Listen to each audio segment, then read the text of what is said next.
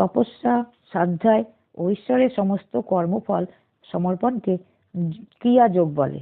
এই ক্রিয়াযোগের সাহায্যে চঞ্চল মনকে শান্ত, সংযত ও পরমাত্মার অভিমুখে গমন করানোর চেষ্টা করা হয়।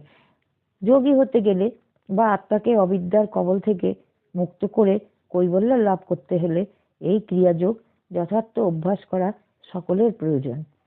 নচেৎ পুঁথিগত বিদ্যায় কোনো অনুভূতি লাভ হয় না।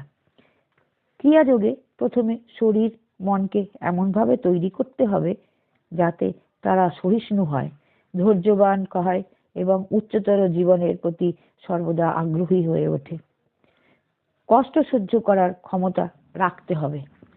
কষ্ট হলো শীত গ্রীষ্ম, সুখ দুঃখ, উত্থান পতন, ভালো মন্দ, লাভ লোকসান ইত্যাদি দ্বন্দ্বমূলক নানান অভিঘাতকে সহজভাবে নিয়ে নিজ লক্ষ্যের অবিচল থাকতে হবে।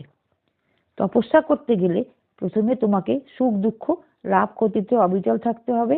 দ্বিতীয়ত, তোমাকে আত্মার মহিমা সম্বন্ধে বই পড়া, তোমার সঙ্গে যে পরমাত্মার গভীর সংযোগ রয়েছে এবং তুমি যে সচ্চিদানন্দ পরমাত্মার স্বরূপ, সেই সম্বন্ধে দিন দিন বিশ্বাস বাড়াতে হবে। এই জন্য তোমাকে ভগবদ গীতা, উপনিষদ, যোগশাস্ত্র সম্বন্ধীয় গ্রন্থের তত্ত্বগুলি সুনিবিড়ভাবে অধ্যয়ন করতে হবে। এতে তোমার অন্তরে শুভ সংস্কার দিন দিন বৃদ্ধি ঘটবে এবং তুমি যে অমৃতের সন্তান তার বোধ ক্রমশ আসতে থাকবে।